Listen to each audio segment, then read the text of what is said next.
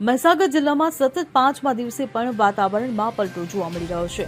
જિલ્લાભરમાં આકાશમાં વાદળો ઘેરાયા છે અને ધુમ્મસભર્યું વાતાવરણ સર્જાયું છે। તેની સાથે પવન ફૂંકાવાનો પણ શરૂ થયો છે।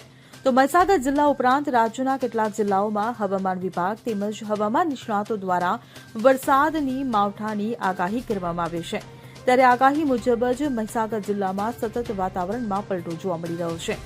જિલ્લામાં સતત 5મા દિવસે વાતાવરણમાં પલટાને કારણે ખેડૂતોની ચિંતામાં વધારો થયો છે। હવામાન વિભાગની વરસાદની આગાહી વચ્ચે વાદળછાયું વાતાવરણ છવાયેલું રહેલું છે, જેથી પાકમાં જીવાત અને ઈયળ પડવાની પણ સંભાવનાઓ લાગી રહી છે। Bureau report CN24 news. હવે જુઓ દેશ દુનિયાની તમામ ખબરો તમારી આંગળીના ટેરવે।